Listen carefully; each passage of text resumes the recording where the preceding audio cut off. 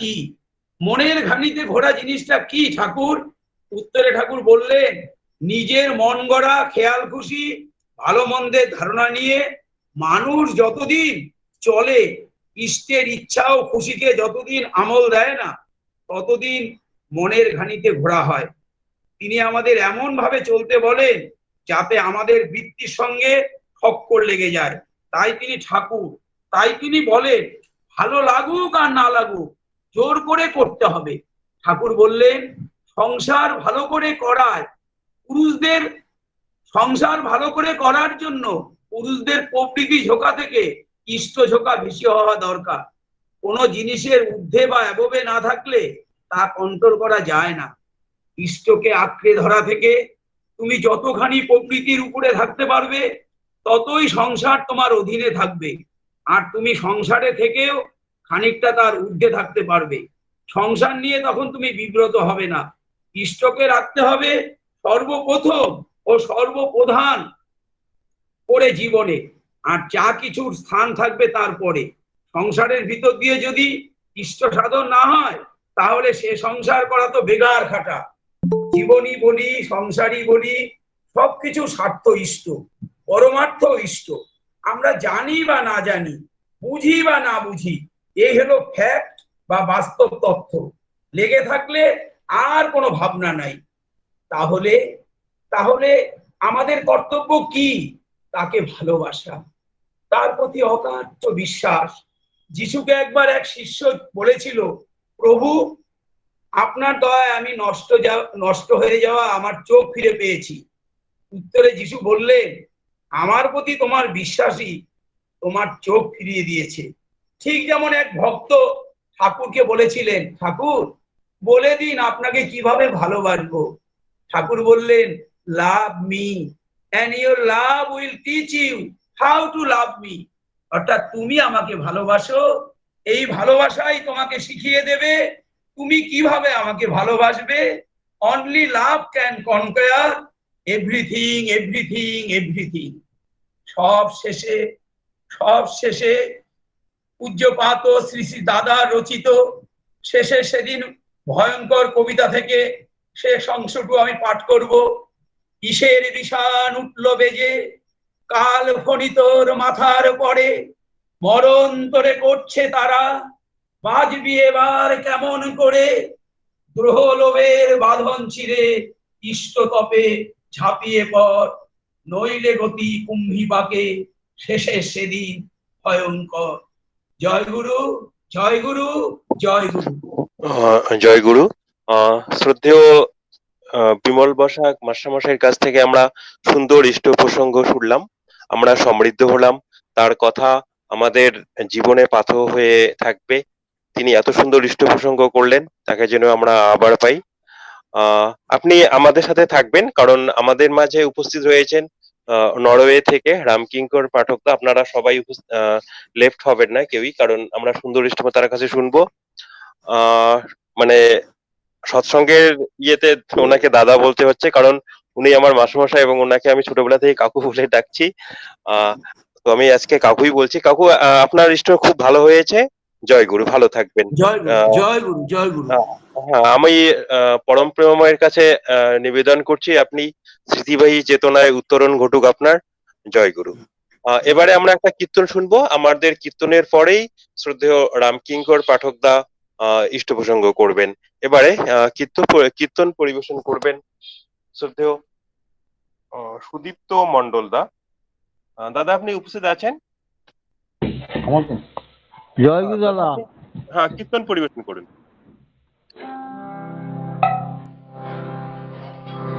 গুরু নাম নিয়ে ভাসানো তরি, তরি যেদিন ডুবে যাবে রে,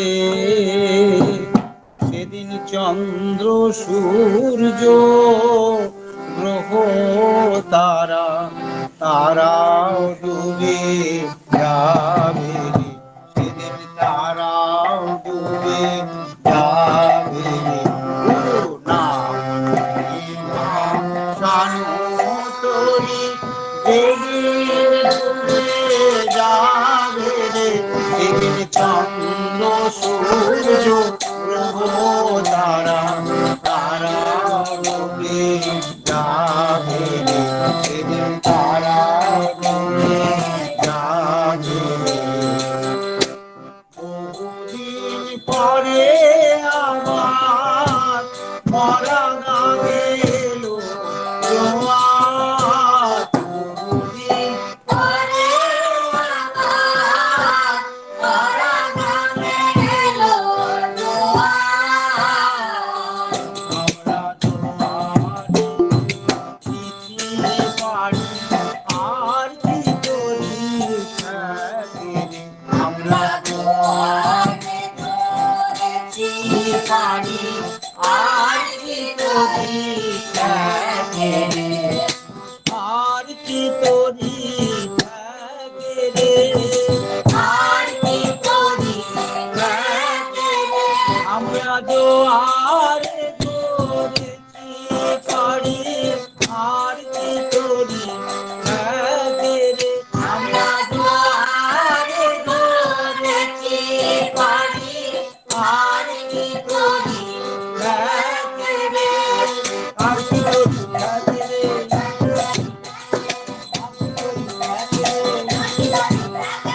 জোয়ারে ধরেছি পাড়ি আর কি করি থাকে রে, জোয়ারে ধরেছি পাড়ি আমরা জোয়ারে ধরেছি পাড়ি আর কি করি থাকে রে, আমরা জোয়ারে ধরেছি পাড়ি আর কি করি থাকে রে, জোয়ারে ধরেছি পাড়ি আর কি করি থাকে রে, আর কি করি থাকে রে, আর কি করি থাকে রে। ও না কানো করি যেদিন ডুবে যাবে রে, সেদিন চন্দ্র সূর্য তারা তারাও ডুবে যাবে রে, সেদিন তারাও ডুবে যাবে রে। নবভাবের নবীন তরি শ্রীগুরু হলেন কান্ডারি, নবভাবের নবীন তরি শ্রীগুরু হলেন কান্ডারি। এবার হোক না কেন তুফান ভারী আর কি করি ডোবে রে, এবার হোক না কেন তুফান ভারী আর কি করি ডোবে রে, আর কি করি ডোবে রে, আর কি করি ডোবে রে। এবার হোক না কেন তুফান ভারী আর কি করি ডোবে রে, এবার হোক না কেন তুফান ভারী আর কি করি ডোবে রে, আর কি করি ডোবে রে, আর কি করি ডোবে রে। হোক না কেন তুফান ভারী আর কি করি ডোবে রে, হোক না কেন তুফান ভারী, হোক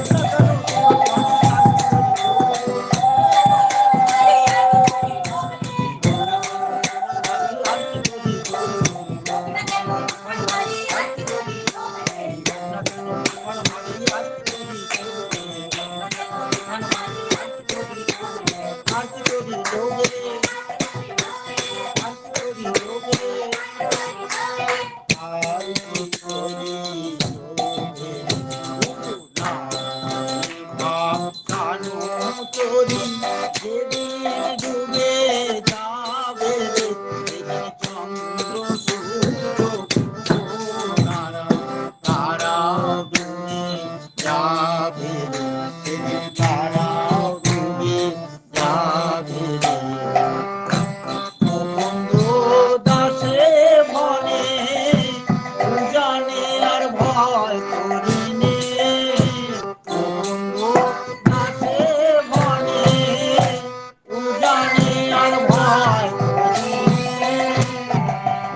এবার গুরুর নামে বাদাম তুলে জানবে যাবো রে, এবার গুরুর নামে বাদাম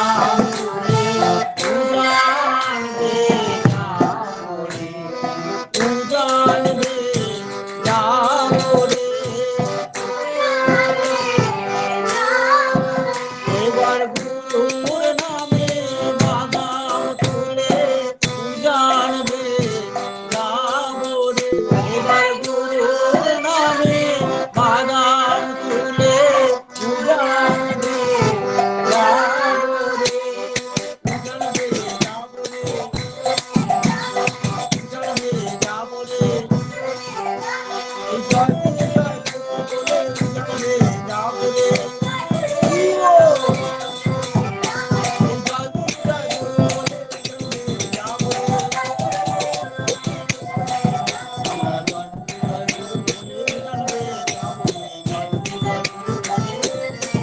আমরা জয় গুরু বলে জানবে যাবো রে জয় গুরু জানবে যাবো রে জানবে যাবো রে এই গুরুর নামে বাদাম তুলে জানবে যাবো রে গুরুর নামে বাদাম তুলে জয় গুরু বলে জানবে যাবো রে জানবে যাবো রে জানবে যাবো রে জানবে যাবো রে গুরু নামে ভাসানো তরি যেদিন ডুবে যাবে রে সেদিন চন্দ্র সূর্য গ্রহ তারা তারা ডুবে যাবে রে সেদিন তারা ডুবে যাবে রে জয় গুরু জয়গুরু সুদীপ্ত দা, যদি পসিবল হয় আপনার প্লিজ অন ইউর ভিডিও, যদি সম্ভব একটু ভিডিওটা অন করুন, দেখি আপনার এখান থেকে। সুদীপ্ত দা, যদি সম্ভব হয় ভিডিওটা অন করুন, খুব ভালো লাগলো। ওদেরও একটু দেখান যারা আপনার সঙ্গ দিল।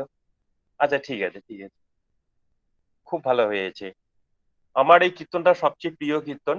আর আমাদের এখানে জয়ন্ত দা ইষ্ট প্রসঙ্গ করেছিল, উনি পিএইচডি করেছে আর অ্যাস্ট্রোনমির উপর। তো আমার এখানে মানে ছোট্ট একটা কথা বলেই আমি রামকিঙ্কর পাঠকদাকে দিয়ে দিচ্ছি ইষ্ট প্রসঙ্গে। তো এখানে শ্রদ্ধেয় বিমল বসাক কাকু একটু আগে যে ইষ্ট প্রসঙ্গ করেছিলেন, ওনার একটা ইষ্ট প্রসঙ্গে শুনেছিলাম যে আমরা যেটা গ্রহণ করব সেটাই গ্রহ হয়ে দাঁড়ায়, যে শনি গ্রহ ওগুলো বলে কিছু নেই। আমরা যদি খারাপটা গ্রহণ করি তো আমাদের গ্রহটাও খারাপ হয়। তো শ্রদ্ধেয় বিমল কাকুর ওই কথাটা আমার আজও মনে পড়ছে। তো এটাই পরম প্রেমায় শ্রী ঠাকুর বলেছেন যে 10,000 বছরকেও আমি যা দিয়ে গেলাম। তো এটাই হয়তো তিনি জয়ন্ত দা আমার ফোনে বলেছিল যে উনি অ্যাস্ট্রোনমির ছাত্র, স্টুডেন্ট এবং প্রফেসরও।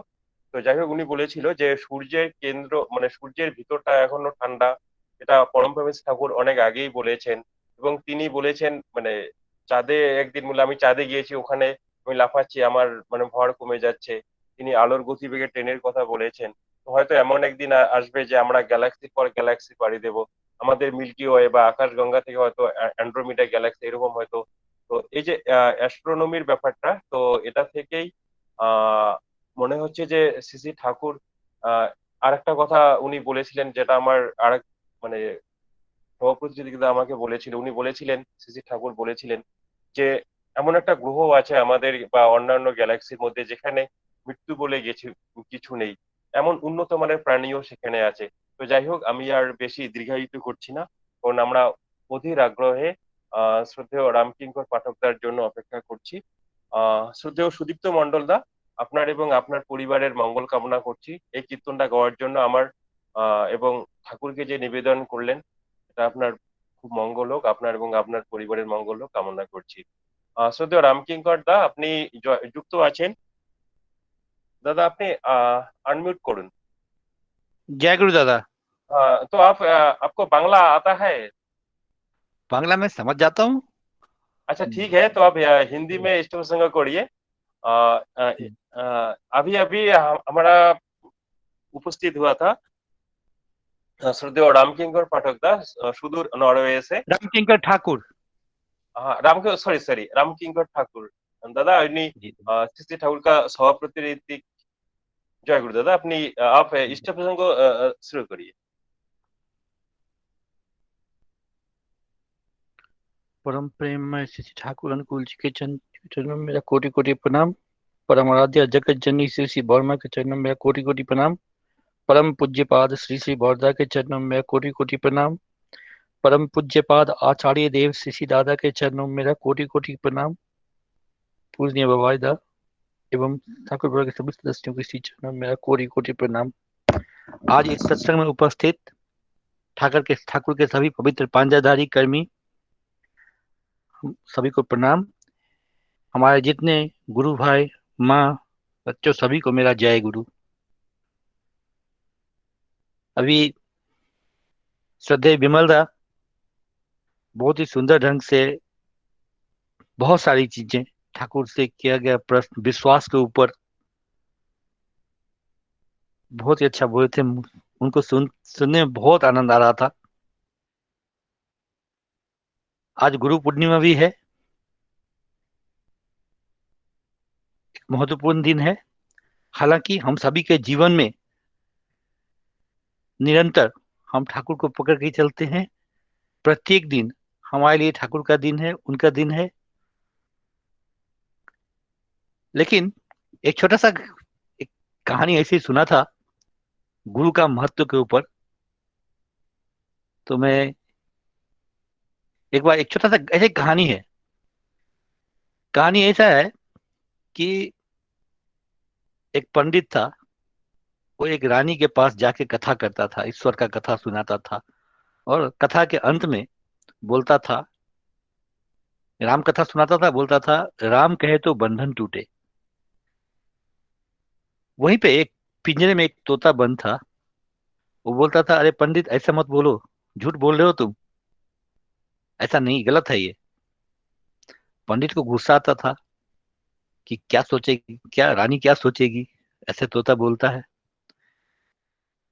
एक दिन पंडित अपने गुरु के पास गया और अपने गुरु को सारा हाल बताया। जो पंडित का गुरु था वो तोता के पास आया और पूछा, तुम ऐसा क्यों बोलते हो। तोता बताया कि मैं पहले खुले आकाश में उड़ता था। एक बार मैं एक आश्रम के पास आ गया कहीं पे, वहां पे साधु संत राम राम कर रहा था, जप रहा था। वहां बैठा और बैठ के मैं भी सीख गया, राम राम करना शुरू किया। तो राम राम करना शुरू किया तो एक संत ने पकड़ के मुझे पिंजरे में डाल दिया और मुझे कुछ एक श्लोक भी सिखाया, दो चार। बाद में उसी आश्रम में एक सेठ आया कहीं पे, कहीं से।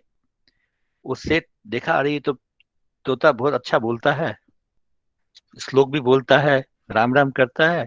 उसने उस पैसा देके उस तोते को खरीद लिया। अब वो सेठ के पास पैसा था तो उसने उसको चांदी का पिंजरा में रख दिया। उसका पिंजरा जो लोहा का था पहले, उसको चेंज करके चांदी। तो तोता बोल रहा है कि मेरा बंधन बढ़ता गया लेकिन बंधन घटा नहीं, निकलने की कोई संभावना नहीं थी। एक दिन वही सेठ अपना कोई काम निकलवाने के लिए राजा के पास आया और राजा को रानी जो थी उसको पता था रानी धार्मिक प्रवृत्ति के है। तो राजा को खुश करने के लिए उसने वो जो सीखा पढ़ाया तोता, जो कि इस मंत्र जाप करता था, उसने राजा को भेंट कर दिया। और इस तरह से वो तोता रानी यहाँ आने के बाद रानी ही है, सोने का पिंजरा तैयार करवाया। तो बोले फिर ये बंधन नहीं टूटा। तो तोता पूछता है गुरु को, आप ही बताएं कि मैं राम राम कर रहा हूँ, ईश्वर के भगवान का नाम ले रहा हूँ, मेरा बंधन नहीं टूट रहा, आप ही कुछ उपाय बताएं। तो गुरु उसको बताया कि अगली बार जब कहानी सुनाएगा पंडित और लास्ट में बोलेगा, तुम कुछ मत बोलना, तुम चुपचाप निडर होके पड़े रहना, कुछ बोलना ही नहीं। प्रतिदिन वो हर एक दिन बोलता था कि झूठ, पंडित को झूठा बोलता था हर एक दिन। जब बोलता था राम कहे तो बंधन छूटे, उस दिन कुछ नहीं बोला। तो सभी समझ नहीं क्या हुआ, तोता कुछ बोल नहीं रहा है आज, जरूर मर गया होगा। या कुछ चेक करने के लिए गया था, बोला तोता निढाल होके पड़ा हुआ था जैसा गुरु ने बताया था। और बाद में जब उसको खोल के चेक करने के लिए, तो तोता उड़ गया। बोला राम कहे या ईश्वर कहे तो बंधन टूटे नहीं, गुरु मिले तो बंधन छूटे। तो हम कितना भी कुछ करें, हमको दिखाने वाला, बंधन से मुक्त करने वाले गुरु ही हैं। आज गुरु पूर्णिमा के अवसर पर हम सभी अपने जीवन में हम जो ठाकुर को पकड़े हैं, ठाकुर को कैसे पकड़ के चलना है, एक रिन्यूड कॉन्विक्शन के साथ हम ऐसा करने की कोशिश करें। हमारे आचार्य देव बोलते हैं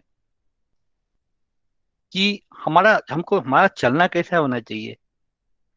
तो आचार्य देव बोलते हैं हमारा जीवन का प्रत्येक एक्टिविटी ऐसा होना चाहिए जिसका एकमात्र पर्पस हमें ठाकुर से कनेक्ट होना करना। ठाकुर हमारे सोर्स हैं, source of our being and becoming. Shashi दादा बोलते हैं कि हमारे जीवन में जो भी करणीय है, जो भी मीनिंगफुल है, शशि ठाकुर उसके इम्बॉडीमेंट है। इसको हम दूसरे तरह से देखें तो हमारे किसी भी कार्य में अगर इष्ट स्वार्थ इष्ट प्रतिष्ठा नहीं है, ठाकुर नहीं है, तो उस कार्य का हमारे जीवन में कोई स्थान नहीं है, कोई मतलब हमारे लिए वो करनी नहीं है। आचार्य कैसे ठाकुर को पकड़ के चलना है, पूज्यपाद बौरदा, हमारे श्री दादा आचार्य देव, पूज्य बाबा ठाकुर बाबा सभी स्वयं करके दिखा के गए हैं कि ठाकुर को कैसे पकड़ना है। विमलता विश्वास के बारे में बोल रहे थे।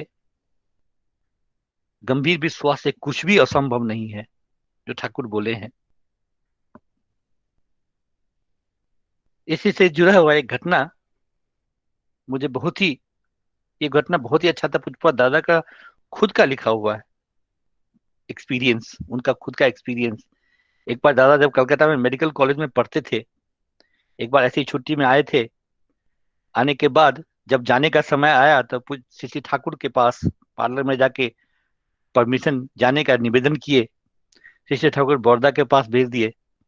बड़ौदा के पास जब गए तो जब बड़ौदा से निवेदन किए श्री दादा जाने के लिए, तो बड़ौदा बोले अरे आज तो पूर्णिमा है, अभी मत, आज मत जाओ, बाद में जाना।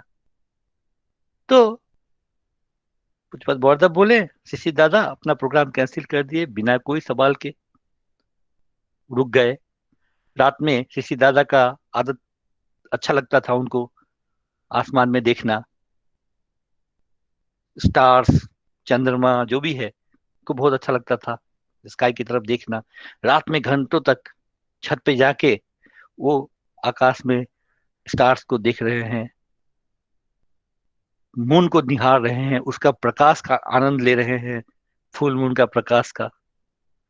और फिर बाद में कलकत्ता गए।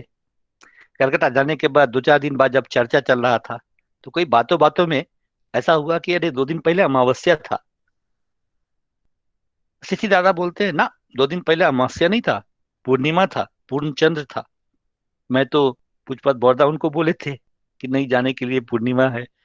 बोले मैं तो रात में देख के देखा भी हूँ, निहारा हूँ, पूरा फुल मून देखा मैंने, उसका रोशनी में अनुभव किया। और वहां पे डिस्कशन हो गया, कॉन्फ्लिक्ट हो रहा था। फिर वो पत्रिका लाया गया, उसमें देखा गया, तो देखा गया कि अरे ये तो वास्तव में 2 दिन पहले अमावस्या था। पुष्पा दादा सोच रहे हैं ये कैसे संभव हो गया। बाद में जब दूसरी बार किसी बौरदा के पास आए पुष्पा दादा, तो पुष्पा तो बौरदा को बोलते हैं आपने बोला था मुझे पूर्णिमा है, मैं तो आस, आसमान में पूर्ण चंद्र को भी देखा, उसका प्रकाश भी देखा, अनुभव किया, जबकि वो तो पूर्णिमा नहीं था, अमावस्या था। फिर ये कैसे संभव हुआ। तो पूज्यपाद बौरदा बोलते हैं कि तुम्हारा मेरे प्रति भक्ति और विश्वास इतना दृढ़ है कि ये असंभव चीज भी तुम्हारे लिए संभव हुआ। तो वही जो ठाकुर बोले हैं, उसको प्रत्यक्ष अपने जीवन में दिखा के गए हैं, हमको बता के गए हैं कि हमको कैसे विश्वास करना चाहिए। हमारे अंदर में हम सभी के अंदर में एक लॉजिक है, हम अपने लॉजिक के हिसाब से सोचते हैं, कॉन्फ्लिक्ट होता है। वो लॉजिक हमको ठाकुर को पकड़ने से, ठाकुर को समझने से दूर करता है।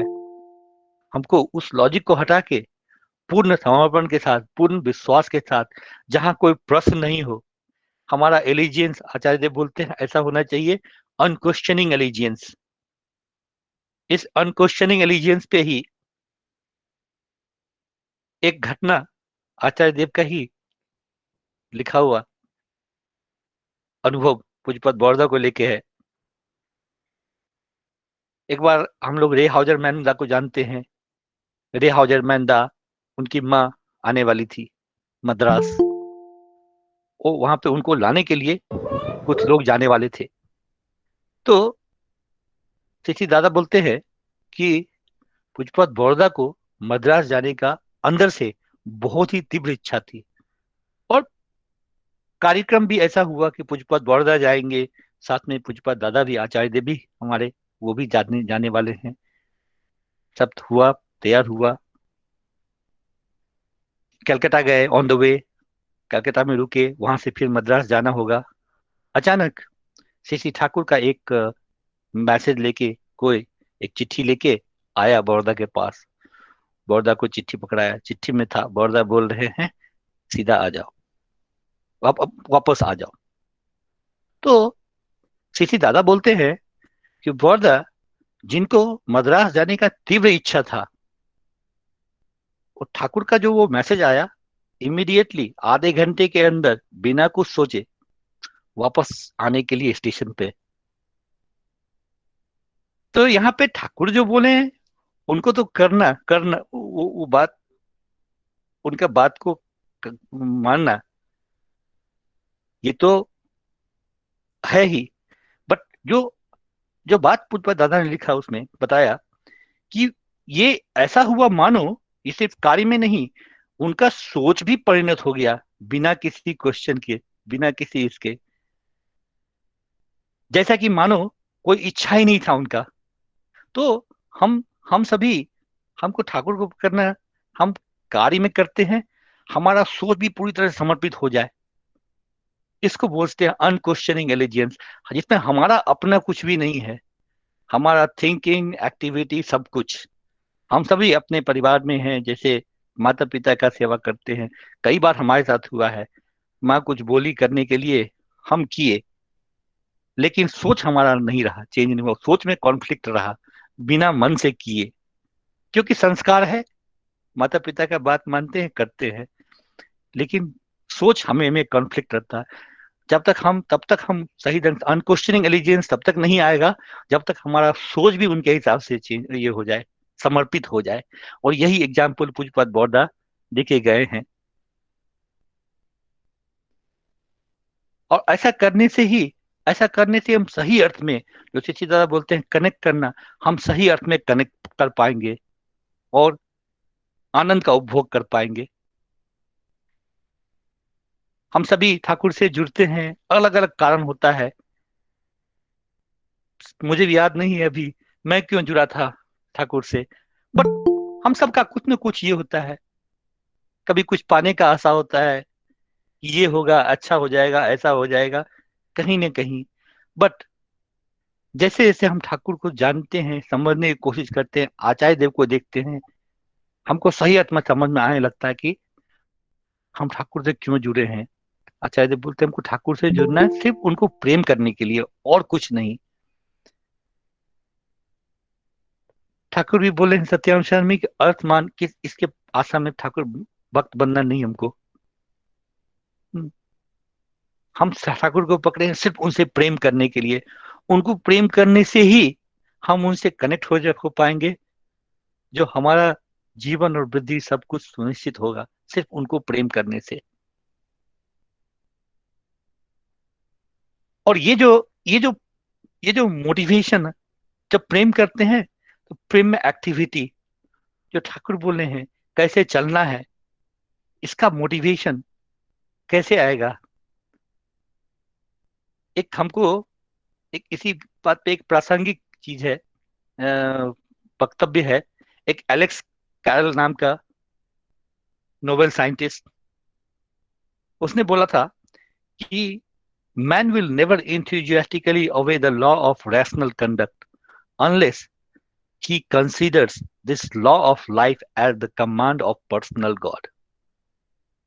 जब तक हम इसको पर्सनालिटी के साथ नहीं जोड़ेंगे, ठाकुर भी बोले हैं सत्यांश शरण में, बोले हैं कि हमारा अवनति या डिजेनरेशन तभी होता है जब हमारे लिए अमूर्त भगवान असीम हो उठते हैं। ठाकुर हमको बोले हैं अपने जीवंत गुरु और भगवान में आसक्त होने के लिए और उन्हें ही स्वीकार करने के लिए जो उनसे प्रेम करते हैं, जो हमको बोल सकते हैं, जो हमको टोक सकते हैं, जो हमको रोक सकते हैं। हमको ऐसा समर्पण करना होगा ताकि वो हमको रोक सकते हैं इस तरह से। तभी भी हम सही अर्थ में हम चल पाएंगे जीवन में। एक बार कोई ऐसे ठाकुर के साथ चर्चा में ईश्वर का ही बात चला। किसी ने कृष्ण के बारे में चर्चा हुआ, बोला कि मैं कृष्ण को अधिक से अधिक अति मानव बोल सकता हूँ, सुपरमैन, भगवान नहीं मान सकता। तो ठाकुर बोलते हैं उसके जवाब में कि मनुष्य को छोड़कर किसी और को भगवान मैं नहीं समझता हूं। यदि वैसा भगवान रहे तो उनके साथ मेरा क्या संबंध है? वो तो मेरे लिए एक तिल का लड्डू भी जुगाड़ नहीं कर सकते। ठाकुर बोलते हैं भगवान हम उन्हीं को कह सकते हैं जिनके अंदर छदेश्वर्य जागृत हो। हम जैसे बोलते हैं कि रविंद्रनाथ को छोड़कर हम रविंद्रनाथ का काव्य समझ नहीं सकते। हम जब किसी को हम दया का बात करते हैं, हमको वो दया तब तक नहीं समझ में आएगा हम जब तक किसी दयावान मनुष्य से नहीं मिले। दयावान मनुष्य से मिलके ही हमको दया क्या है वो सही अर्थ में समझ आएगा। इसीलिए हमको जीवन आदर्श से जुड़ना है, उनको प्रेम करना है, और उनको प्रेम करने से ही वो धीरे धीरे सब कुछ। ठाकुर के पास तो बहुत सारे बहुत सारे लोग आते थे, अमेरिकन बहुत सारे आते थे। एक बार ऐसे ही एक अमेरिकन माँ, जिन उनका बेटा बराबर ठाकुर के पास आता था, क्रिश्चियन, डिवोट क्रिश्चियन। उसके मन में आया कि मेरा बेटा बार बार ऐसे ठाकुर के पास क्यों जाता है। क्यूरियोसिटी और जानने की इच्छा हुई कि कौन है। यहाँ आया तो सभी बहुत लोगों के साथ चर्चा कर रहा है। कोई बोल रहा है ठाकुर वो है, ठाकुर ये है, ठाकुर ईश्वर भगवान है। वो ठहरी डिवोट क्रिश्चियन, जीसस क्राइस्ट के अलावा और किसी को जानती नहीं, मानती नहीं। वो डिस्टर्ब होके मैं ठाकुर से ही पूछती हूँ। वो ठाकुर के पास आई कि ठाकुर, लोग बोलते हैं आप भगवान हो, ईश्वर हो, मैं आपसे जानना चाहती हूँ कि आप कौन हो। तो ठाकुर उसको बोलते हैं जवाब में कि अगर कोई मुझे बहुत बड़ा बनाकर कहे, मैं उससे बड़ा नहीं हो जाता हूँ। उसी तरह कोई अगर मुझे बहुत छोटा बनाकर कहे, उससे मैं छोटा नहीं हो जाता हूँ। मैं जैसे कैसा हूँ, as you see me, I am as you see me. हम ठाकुर को हम जितना विश्वास करेंगे, जितना प्रेम करेंगे, ठाकुर हमारे लिए उतने ही बड़े होंगे। हम अगर ठाकुर को अपने क्या बोलते हैं वृत्ति प्रवृत्ति को लेके हम ठाकुर को देखें, हम ठाकुर को कभी भी समझ नहीं पाएंगे, ठाकुर को कभी भी हम प्रेम नहीं कर पाएंगे। हमारे चश्मा में अगर धूल लगा हुआ है तो हम नहीं ठाकुर को देख पाएंगे, समझ पाएंगे। और इसको एडजस्ट करने का एकमात्र तरीका है ठाकुर से प्रेम करना। और वो प्रेम कैसे करना है, वो जीवन में दिखा के गए हैं आचार्य देव हमारे, पुष्पत बौरदा दिखा के गए हैं। मैं एक छोटा सा घटना बताता हूँ कि कैसे चलना, इतना कितना सरल हो सकता है ठाकुर को पकड़ के चलना। हम लोग जैसे हम लोग के माध्यम से हम लोग दीक्षा लेते हैं। दीक्षा में एक चीज बहुत ही स्पष्ट रूप से हम लोग प्रण लेते हैं कि उनको स्थापित करना ही हमारे जीवन का एकमात्र लक्ष्य।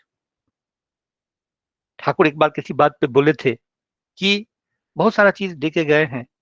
बोले ठाकुर बोले सार बात यही है, इसको प्रथम और प्रधान बना के रखना, बस यही करना है। एक बार ऐसे ही मेरे बच्चों का दीक्षा होना था। हम लोग जब दीक्षा होता है, दीक्षा हमारे माध्यम से होता है, दादा समय होगा तो बता दीजिएगा। जब दीक्षा हमारे माध्यम से होता है तो हम कुछ बोलते हैं कि क्या करना है क्या नहीं करना है। मेरे मन में एक इच्छा थी कि पूर्णी बवायदा क्या बोलते होंगे वो जानना था। जब ऐसा मौका आया, मेरे बच्चों का दीक्षा पूर्णी बवायदा के माध्यम से होना था, तो मैंने अपने बच्चों को बोला बहुत ही ध्यान से एक एक बात सुनना, पूज्य बाबा क्या बोलते हैं। ये मेरा अपना अंदर का क्यूरियोसिटी था। इन लोगों का दीक्षा हुआ बच्चों का। दीक्षा के बाद मैं पूछा पूज्य बाबा क्या बोले, तो पता बताया कि जो दीक्षा में होता है वो सब हुआ। बोला एक ही चीज बोले, एकमात्र चीज, और वो बोले एकमात्र चीज था कि जीवन में कुछ भी करो, ठाकुर को प्रथम लेके चलो। मतलब हमारे हर एक एक्टिविटी में प्रथम ठाकुर। ये प्रथम ठाकुर कैसे हो सकते हैं? हम बहुत सारा चीज पढ़ सकते हैं, ठाकुर का इतना बानी उनी, हम कैसे उसको अपने जीवन में परिणत करते हैं। ये सीख मुझे एक बार मिला। मैं सूरत में था। सूरत में मेरा नया नया दीक्षा हुआ था। दीक्षा के बाद मेरा एक 2 बेडरूम का घर था। और ठाकुर का छोटा, हम लोग को दीक्षा में छोटा छोटा फोटो मिलता है, ठाकुर बर्मा बड़दा से सी दादा, वो छोटा छोटा फोटो को मिला था। उसको मैं फ्रेम करा के, हमारा जो कबोर्ड होता है ना, दीवार पे अलमीरा जो होता है, वो कबोर्ड में एक कॉर्नर में ठाकुर को रखा था। और मैं बहुत खुश था, अच्छा ही लग रहा था। एक बार ऐसे ही उस बीच में मैं कुछ ठाकुर की दया से ही स्टार्टिंग में ही कुछ इष्ट कर्म करने का मौका मिला। और मन में थोड़ा बहुत कॉम्प्लेक्स था, क्योंकि बहुत सारे लोग थे पढ़े लिखे नहीं, तो उन लोगों के साथ काम करता था। कभी कभी अंदर मन में आता था मैं ये हूँ चक करके, एक अंदर में था। एक बार ऐसे ही एक गुरु भाई के यहाँ गया। वो गुरु भाई बहुत ही साधारण गुरु भाई, एक फैक्ट्री में वर्कर जैसा काम करता था। उसके घर में गया, तो उसके घर में जाके देखा जा, एक छोटा सा घर है, जिसमें एकमात्र कमरा है, एक बरामदा है, झोपड़ी जैसा घर है। बरामदा में कोई दरवाजा नहीं है। वो जो एकमात्र कमरा है, उस कमरे में सिर्फ एक 3 सीटर सोफा आ जाए, थोड़ा बहुत जगह आगे पीछे। उस 3 सीटर सोफा पे बहुत बढ़िया से बड़ा बड़ा ठाकुर बोरमा बोरदा किसी दादा का फोटो सजा के रखा है। और मुझे बातचीत में पता चला कि वो जो उसका परिवार है पूरा, हस्बैंड वाइफ 2 बड़े बड़े बच्चे, वो बाहर सोता है।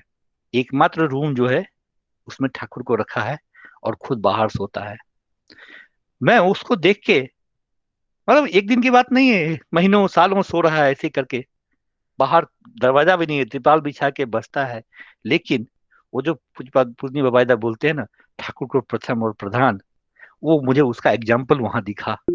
उसके बाद वो मैं अपने घर में देखा कि मैं, एक बड़ा सा बेडरूम है मेरा, दूसरा एक ड्राइंग रूम है, बड़ा सा किचन है, ठाकुर को एक कॉर्नर में कबोर्ड में रखे हैं छोटा सा फोटो।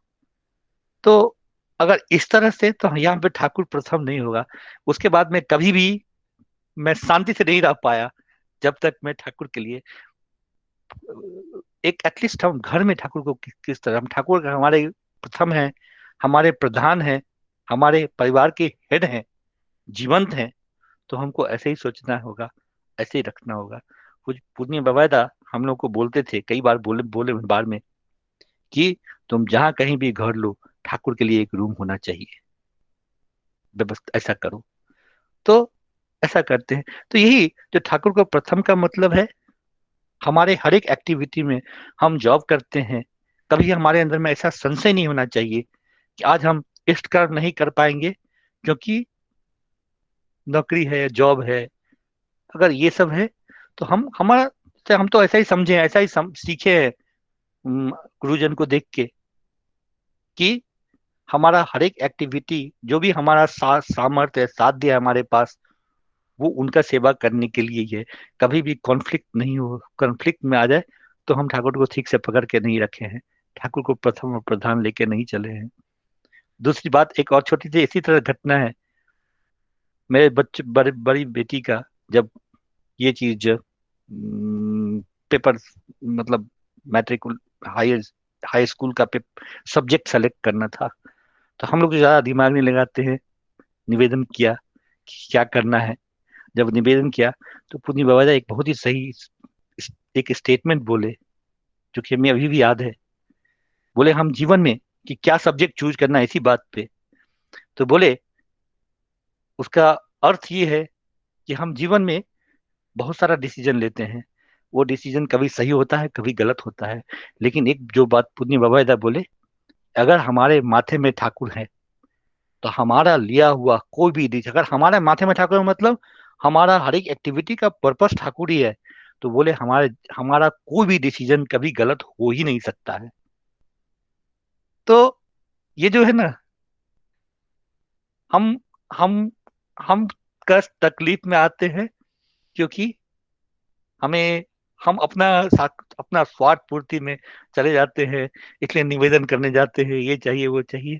नहीं, हमारा हमको तो सीधा बोल के गया है कि ठाकुर को प्रथम लेके चलना है, इतना सिंपल वे में ठाकुर को पकड़ने बोले हैं, और कुछ भी नहीं। लेकिन हम गलती करते हैं अपनी वृत्ति प्रवृत्ति के कारण। तो हमको यही चीज करना है कि उनको प्रथम लेके चलना, और दूसरा कुछ भी नहीं है। आज देखिए, हम बता रहे हैं अभी यहाँ पे हम लोग के लिए ये लॉकडाउन में, दादा समय का बता दीजिएगा मुझे, ये नहीं है। ठीक है, कोई बात नहीं। हम लोग आप और 5 मिनट कर सकता है, 5 मिनट। ठीक है दादा। आज दादा यहाँ पे हम लोग जो अभी कोरोना का ये चल रहा है, हम इस पीरियड में देखे हैं, हम ठाकुर को पकड़ के हम लोगों को क्या मिलता है, हम कितना आनंद का उपभोग करते हैं। मैं इस पीरियड में देखा 2020, अगले पिछले साल, जब पूरा सिचुएशन दुनिया भर में खराब था, खासकर यूरोप में लोगों का नौकरी जा रहा था। हम यहाँ पे देखे हैं कि जो स्पेशली अमेरिका और यूरोप में परिवार ब्रेक हो रहा है, क्योंकि यहाँ पे एडजस्टमेंट नहीं है परिवार में। सबका सबका अंदर में एक इंडिपेंडेंस जैसा लेके चलते हैं, एक सामंजस्य नहीं है, और ऊपर से इकोनॉमी। मैं देख रहा था कि मैं ऑफिस का कलीग, डेली हमारे ऑफिस से लोग लोग जॉब चला जा रहा है, सब हमेशा एक एंजाइटी और स्ट्रेस में है। कितना सारा फैमिली देखा ब्रेक हो रहा है। उस बीच हम देखे कि हम लोग उससे उल्टा, हम लोग पूरा आनंद कर रहे थे। हम लोग यहाँ पे जैसे पुतनी बबाइदा कभी कभी बोलते हैं ना, साथ में तुम लोग प्रार्थना करो एटलीस्ट वीक, दिन में एक बार। हम लोग यहाँ यूरोप में सभी गुरु भाई मिलके प्रतिदिन सुबह शाम समवेत प्रार्थना करते हैं ऑनलाइन होके।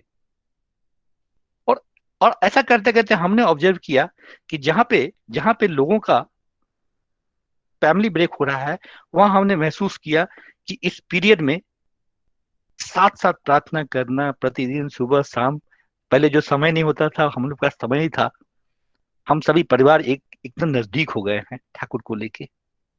हम बच्चों के अंदर में यहाँ पे देखें, ये आप बिलीव नहीं करेंगे, 7-8 साल का बच्चा यूरोप में वो पूरा ध्वनि दे सकता है, छड़ा वाणी या ये सब चीज हुआ है, छोटा छोटा चीज। तो और यही सब हम लोग, एक बार श्रद्धेय राजूदा आए थे जाने, एक बात बोले थे उन्होंने कि ये हमारे लिए लॉकडाउन नहीं है, ये एक अपॉर्चुनिटी है हमारे लिए ठाकुर से अपने आप को जोड़ने का। आज हम सभी सही अर्थ में, मुझे पहले ठाकुर का बुक पढ़ने का नहीं था मेरे अंदर में, मैं नहीं पढ़ पाता था।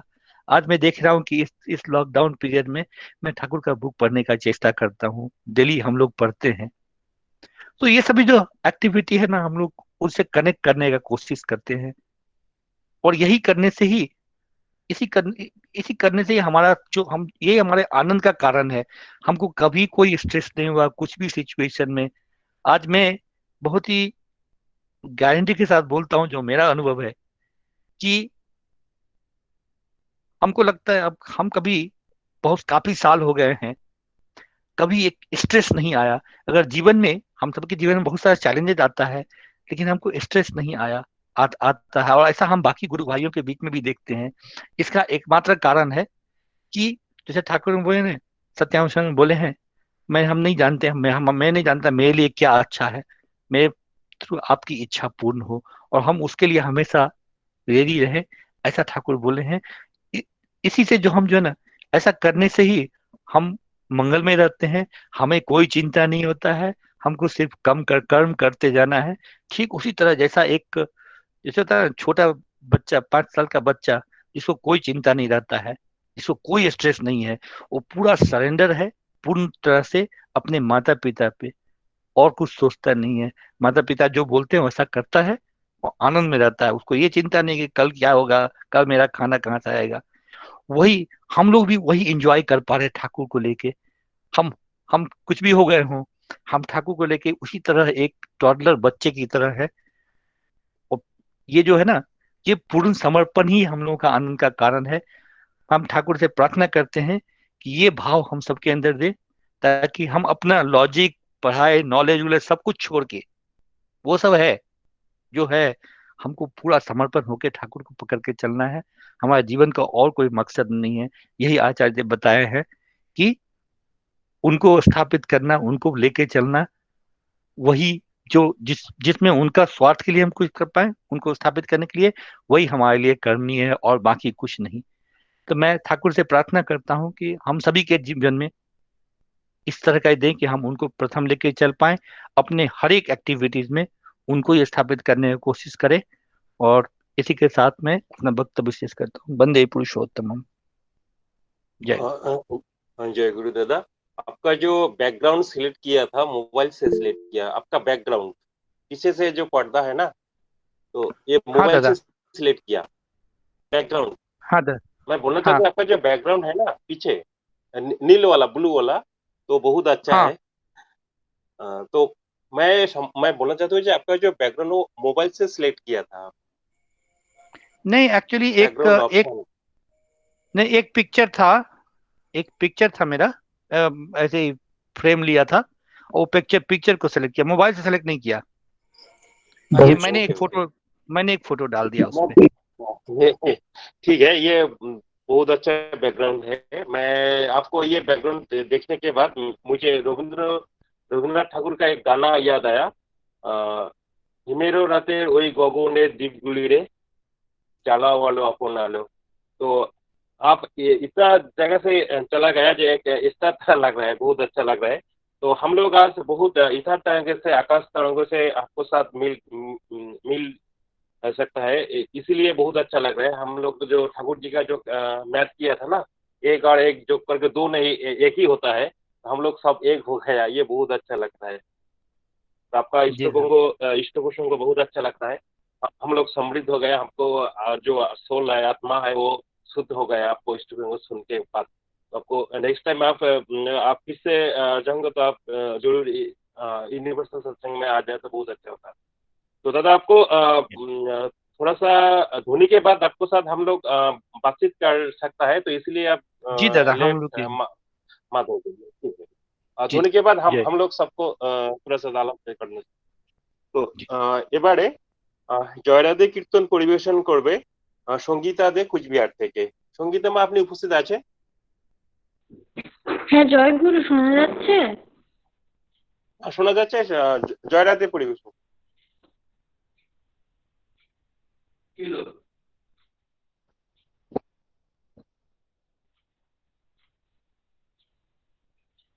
জয়গুরু শোনা যাচ্ছে? শোনা যাচ্ছে। জয়রাধে পরিবেশন করো।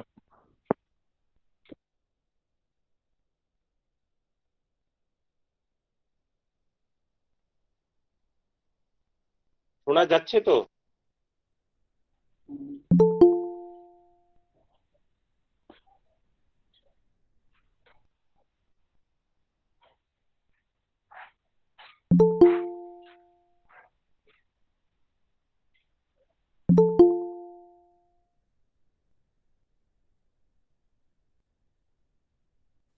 হ্যালো জয়গুরু। জয়গুরু, শোনা যাচ্ছে? শোনা যাচ্ছে, জয়রাধে পরিবেশন করো, সময় যাচ্ছে আমাদের। শোনা যাচ্ছে মা, জয়গুরু ওই জয় রাধে করুন। আচ্ছা। জয় রাধে রাধে, কৃষ্ণ কৃষ্ণ গোবিন্দ গোবিন্দ বলো রে। জয় রাধে রাধে, কৃষ্ণ কৃষ্ণ গোবিন্দ গোবিন্দ বলো রে। রাধে গোবিন্দ গোবিন্দ গোবিন্দ গোবিন্দ গোবিন্দ বলে সদা ঠাকুরে। জয় রাধে রাধে, কৃষ্ণ কৃষ্ণ গোবিন্দ গোবিন্দ বলো রে। ছাড়ো রে মন কপট চাতুরি, বদনে বলো হরি হরি। হরি নাম পরম ব্রহ্ম, জীবের মূল ধর্ম, অধর্ম কুকর্ম ছাড়ো রে। জয় রাধে রাধে, কৃষ্ণ কৃষ্ণ গোবিন্দ গোবিন্দ বলো রে।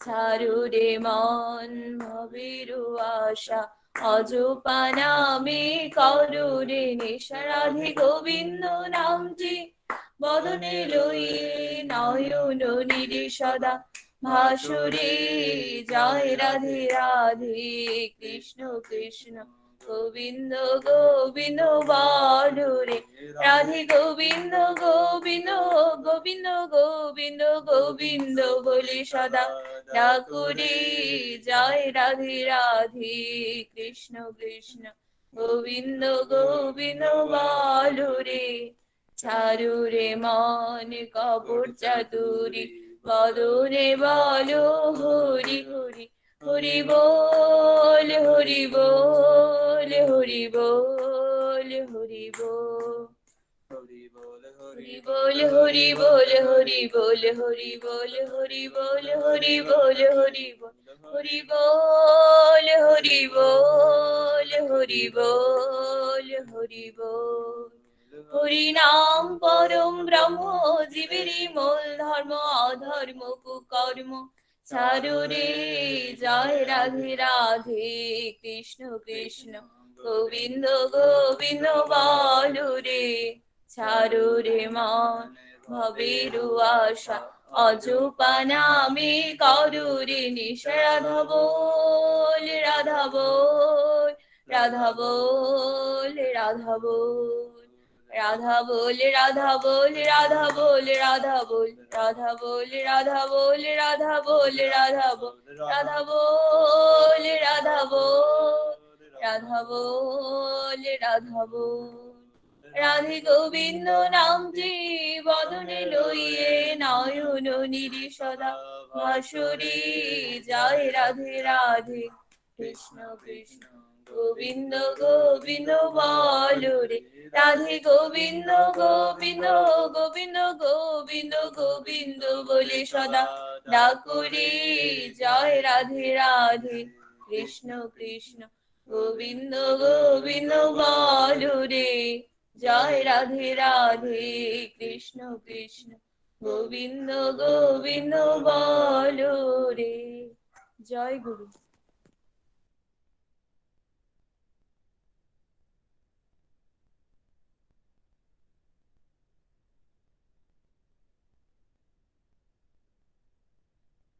জয় গুরু। আর শুধু সঙ্গীতা মা সুন্দর করে আমাদের জয়রাধে প্রার্থনা করলেন, তার এবং তার পরিবারের মঙ্গল কামনা করছি। এবারে আমরা অনুষ্ঠানের শেষ পর্যায়ে চলে আসছি। শ্রদ্ধেয় সম্পদ কুমার রায়দা, আপনি যদি ধ্বনিটা দিয়ে দিতেন খুব ভালো হতো। সম্পদ দা, আপনি উপস্থিত আছেন? আছি দা। এই আন্দামান থেকে সম্পদ কুমার রায়দা। বন্দে পুরুষোত্তমম বন্দে আপনি ধ্বনিটা দিয়ে দিন। বন্দে পুরুষোত্তমম जी की जय।